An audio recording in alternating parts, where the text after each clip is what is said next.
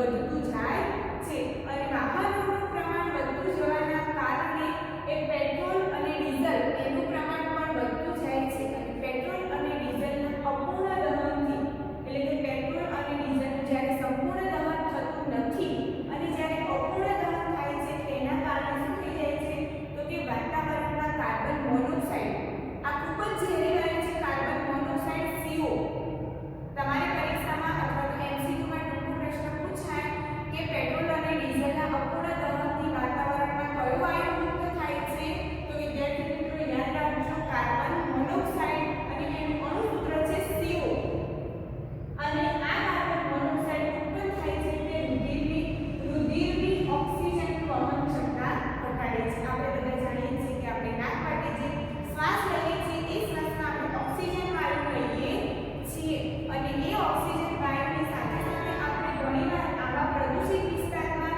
જઈએ અથવા તો હવામાં આવા રજકણો ફેલાયેલા હોય એ પણ શું થઈ જાય છે આપણા શ્વાસ માટે આપણા ફેફસા સુધી પહોંચે છે અને આવા ઝેરી વાયુઓ આપણા ફેફસા સુધી પહોંચે છે ત્યારે શું થઈ જાય છે તો કે આપણા રુધિરમાં જે ઓક્સિજન રુધિરની સાથે સાથે ઓક્સિજન પણ આપણા આખા શરીરમાં ઉત્પન્ન થતું જાય છે તો રુધિરની ઓક્સિજનમાં જે વહન થવાની ક્ષમતા છે એમાં ઘટાડો થાય છે એના પછી જોઈએ કે હવાના પ્રદૂષણથી શ્વાસ સંબંધિત સમસ્યાઓ સર્જાય છે આપણે અગાઉ જોયું કે હવાના પ્રદૂષણથી ગંભીર બીમારીઓ સર્જાય છે આપણને શ્વાસ ચડે છે ફેફસા નબળા પડતા જાય છે તો એના પછી અસ્થમા જેવા રોગો થાય છે અને ઘણીવાર તો આપણને આવા દૂષિત હવા અથવા તો આવા ઝેરી રજકણો એ આપણા નાક માટે આપણા શ્વસન માર્ગમાં પ્રવેશે છે ત્યારે ઘણી વખત એ આપણને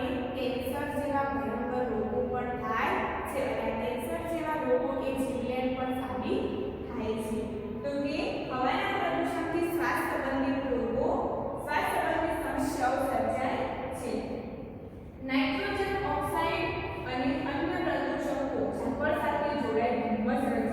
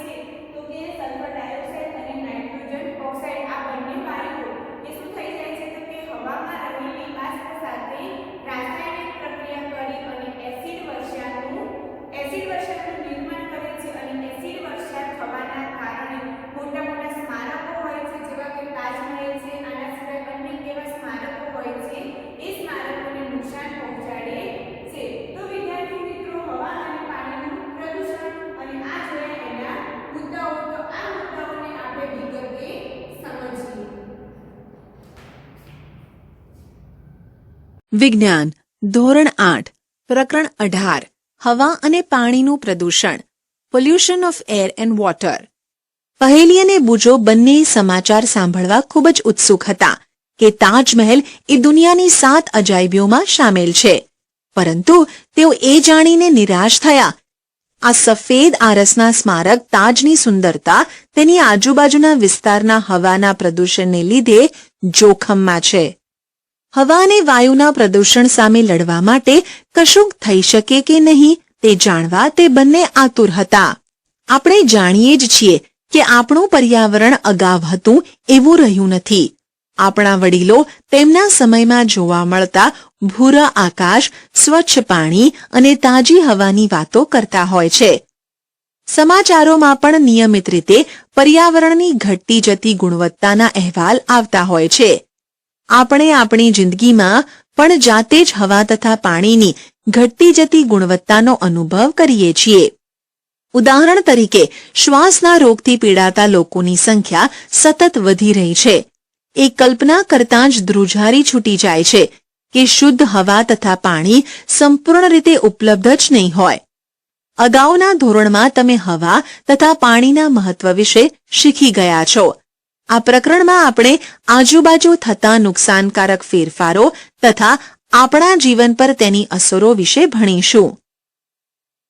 હવાનું પ્રદૂષણ એર પોલ્યુશન. ખોરાક વગર આપણે થોડા સમય ટકી શકીએ, પરંતુ હવા વિના આપણે થોડી મિનિટ પણ ટકી શકતા નથી.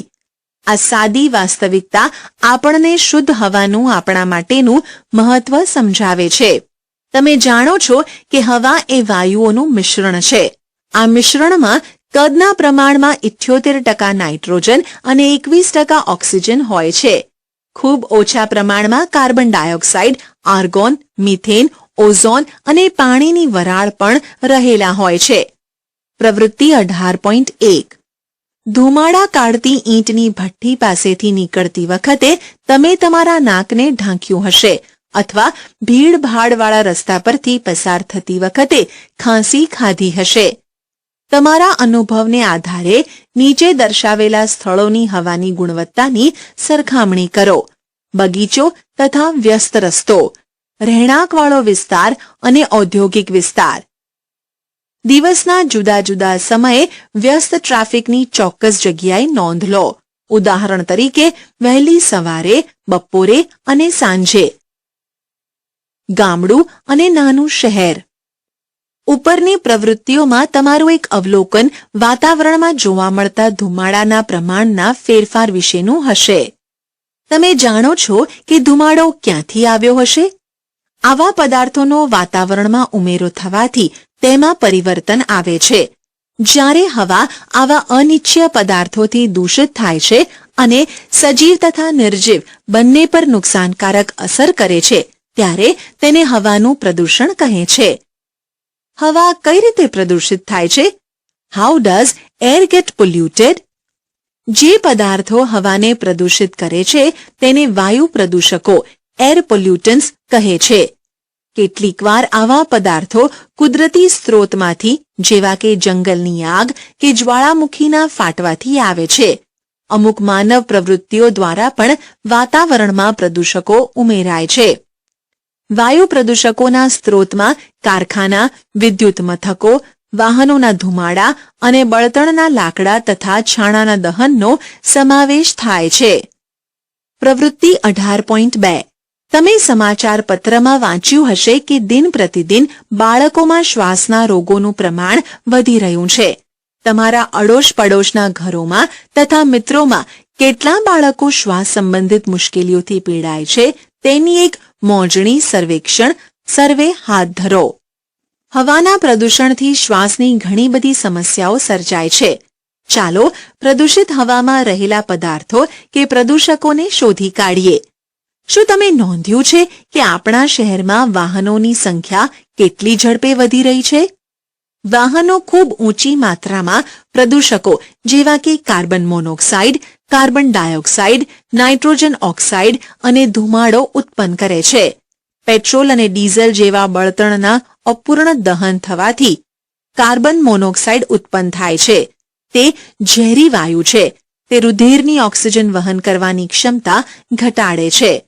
તમે જાણો છો, દિલ્હીમાં નોંધણી થયેલા વાહનોની જો એકની પાછળ એક લાઇન કરવામાં આવે, તેની લંબાઈ વિશ્વની સૌથી લાંબી 2 નદીઓ નાઇલ અને એમેઝોનની કુલ લંબાઈ જેટલી જ અંદાજિત થાય.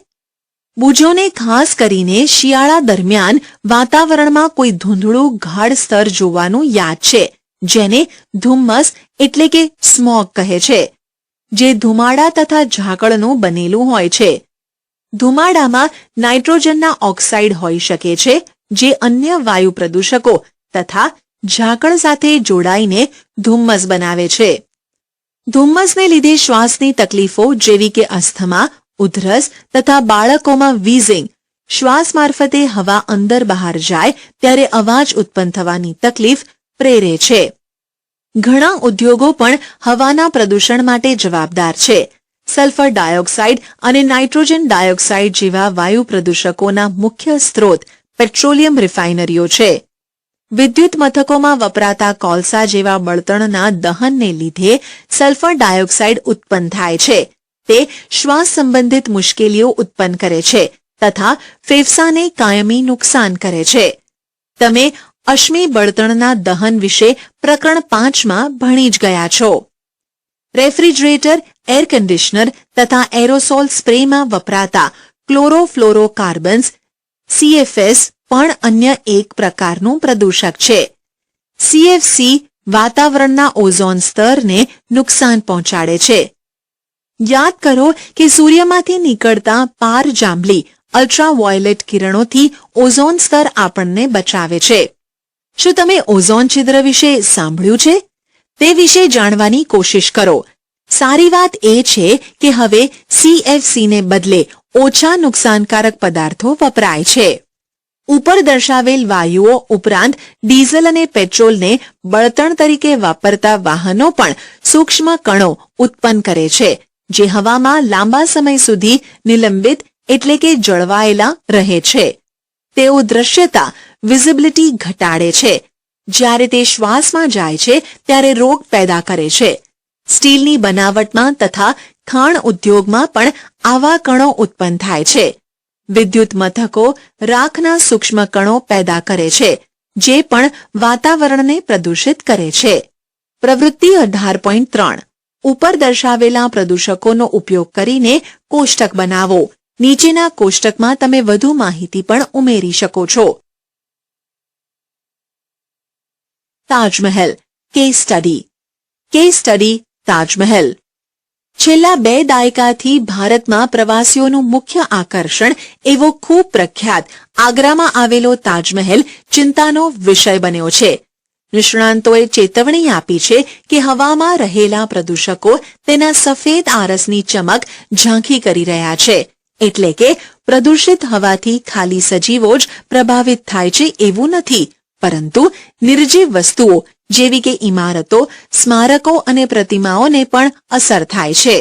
આગ્રા અને તેની આસપાસ આવેલા ઉદ્યોગો જેવા કે રબર પ્રોસેસિંગ, વાહન ઉદ્યોગ, રસાયણો અને ખાસ કરીને Mathura oil refinery sulphur dioxide અને નાઇટ્રોજન ડાયોક્સાઇડ ઉત્પન્ન કરવા માટે જવાબદાર છે.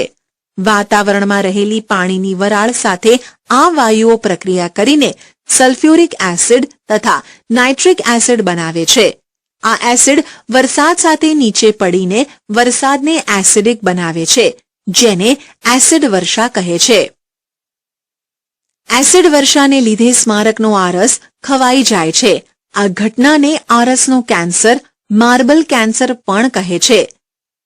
નિલંબિત સ્થગિત કણો જેવા કે મથુરા ઓઇલ રિફાઇનરી દ્વારા ઉત્સર્જિત થયેલા સૂક્ષ્મ કણો એ આ આરસને પીળો પાડવામાં ફાળો આપ્યો છે.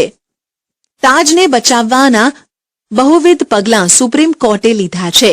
તેમણે ઉદ્યોગોમાં સ્વચ્છ બળતણ જેવા કે CNG, કોમ્પ્રેસ નેચરલ ગેસ, દબાણયુક્ત કુદરતી વાયુ અને LPG લિક્વિફાઇડ પેટ્રોલિયમ ગેસ, પ્રવાહીકૃત પેટ્રોલિયમ વાયુનો ઉપયોગ કરવાનો આદેશ આપ્યો છે.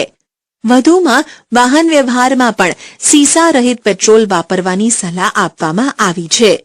તમારા વડીલો સાથે ચર્ચા કરીને જાણો કે 20 થી 30 વર્ષ પહેલા તાજની હાલત વિશે તેમનું શું કહેવું છે.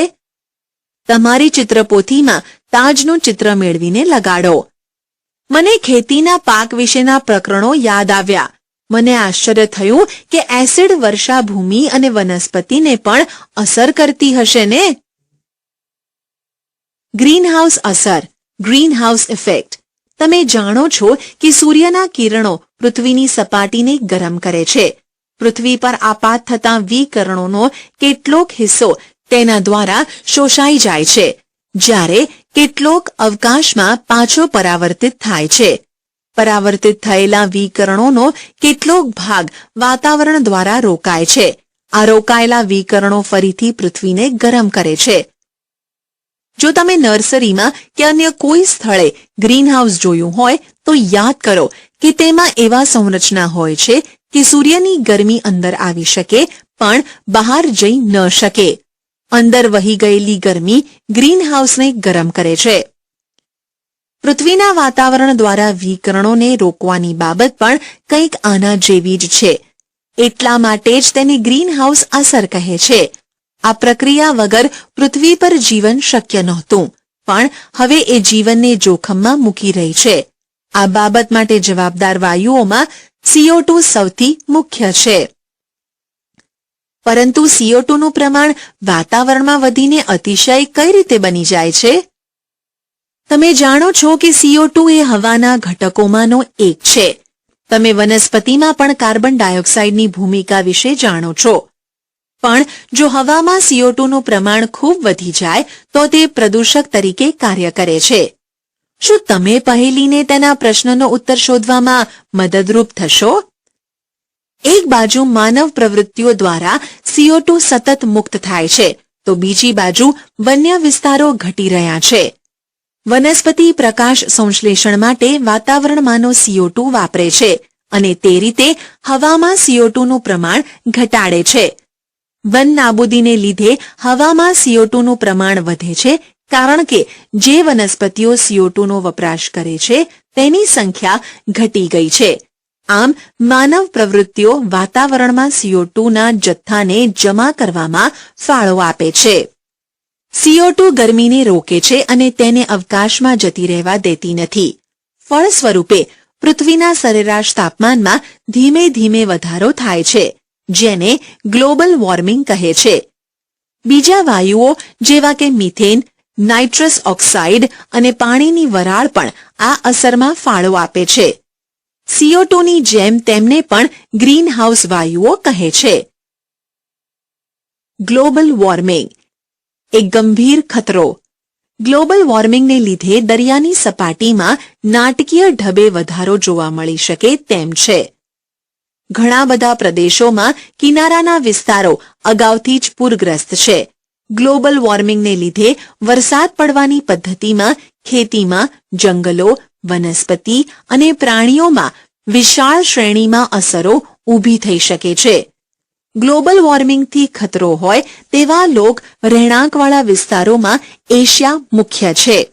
તાજેતરના આબોહવા પરિવર્તનના અહેવાલ મુજબ આપણને ગ્રીનહાઉસ વાયુઓના આ વર્તમાન સ્તરને જાળવી રાખવા ખૂબ ઓછો સમય આપેલો છે. નહીંતર આ સદીના અંત સુધીમાં તાપમાન સરેરાશ 2 ડિગ્રી સેલ્સિયસ જેટલું વધી જશે, જે ખરેખર ભયજનક સ્તર માનવામાં આવે છે. વિશ્વભરની સરકાર માટે ગ્લોબલ વોર્મિંગ એ ચિંતાનો વિષય છે. ઘણા બધા દેશોએ ગ્રીનહાઉસ વાયુઓનું ઉત્સર્જન ઘટાડવાના કરાર કર્યા છે. ધ ક્યોટો પ્રોટોકોલ એ આવો જ એક કરાર છે. બુજો એ જાણીને ખૂબ જ આશ્ચર્યમાં છે કે પૃથ્વીના તાપમાનમાં ફક્ત 0.5 ડિગ્રી સેલ્સિયસ જેટલો નાનો ફેરફાર પણ આટલી ગંભીર અસર ઉત્પન્ન કરી શકે છે. પહેલી તેને જણાવે છે કે તેણે હમણાં જ સમાચારપત્રમાં વાંચ્યું હતું કે હિમાલયમાં આવેલી ગંગોત્રીની હિમશિલા પણ ગ્લોબલ વોર્મિંગને કારણે પીગળી રહી છે. શું થઈ શકે? What can be done? હવાનું પ્રદૂષણ ઘટાડવા આપણે શું કરી શકીએ? હવાના પ્રદૂષણ સામેની આ લડતમાં આપણી પાસે ઘણા સફળ ઉદાહરણો છે. જેમ કે થોડા વર્ષ પહેલા દિલ્હી એ વિશ્વનું સૌથી પ્રદૂષિત શહેર હતું, ડીઝલ તથા પેટ્રોલ વડે ચાલતા વાહનોના ધુમાડાથી તે ઘેરાયેલું હતું.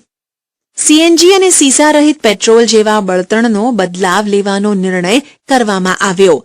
આ પગલાંના પરિણામે શહેરમાં શુદ્ધ હવા જોવા મળી.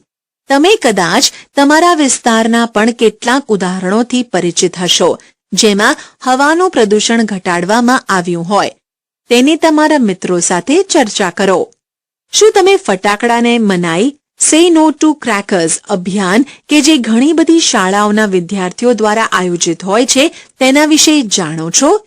તેનાથી દિવાળી દરમિયાન હવાના પ્રદૂષણના સ્તરમાં નોંધપાત્ર ફેરફાર નોંધાયો છે. સરકારી તથા અન્ય સંસ્થાઓ જુદા જુદા સ્થળે હવાની ગુણવત્તાની ચકાસણી નિયમિત રીતે કરે છે. અડોશ પડોશ તથા મિત્રો સાથે આ માહિતીની આપણે આપલે કરીને જાગૃતિ પેદા કરી શકીએ. આપણી ઉર્જાની જરૂરિયાતો માટે અશ્મિ બળતણને બદલે અન્ય પ્રકારના વૈકલ્પિક બળતણ વાપરવાની જરૂરિયાત ઊભી થઈ છે. તે સૌર ઉર્જા, જળ વિદ્યુત અને પવન ઉર્જા હોઈ શકે છે. પ્રવૃત્તિ 18.4 તમારી શાળાએ જવા માટે તમારી પાસે ઘણા વિકલ્પો છે, જેવા કે ચાલીને જવું, સાયકલથી જવું, બસ દ્વારા જવું કે જાહેર વાહન વ્યવહાર દ્વારા જવું, ખાનગી મોટર દ્વારા જવું કે મોટરમાં સાથે જવું. તમારા વર્ગમાં આ દરેક વિકલ્પની હવાની ગુણવત્તા પર શું અસર થાય તેની ચર્ચા કરો. આપણા તરફથી નાનકડો ફાળો એ પર્યાવરણની અવસ્થામાં મોટો ફેરફાર કરી શકે છે. આપણે વૃક્ષ વાવીએ તથા જે અડોશ પડોશમાં હોય તેને ઉછેરીએ. શું તમે વન મહોત્સવ વિશે જાણો છો, જેમાં દર જુલાઈમાં લાખો વૃક્ષ વાવવામાં આવે છે? બુજોને પહેલી એકવાર એવા વિસ્તારમાં જઈ ચડ્યા કે જ્યાં કેટલાક લોકો સૂકા પાંદડાઓ બાળી રહ્યા હતા. આખા વિસ્તારમાં ધુમાડો ફેલાયેલો હોવાથી તેમને ઉધરસ આવવા લાગી. પહેલીએ વિચાર્યું કે તેમને બાળવા કરતા ખાતરના ખાડામાં મૂકવા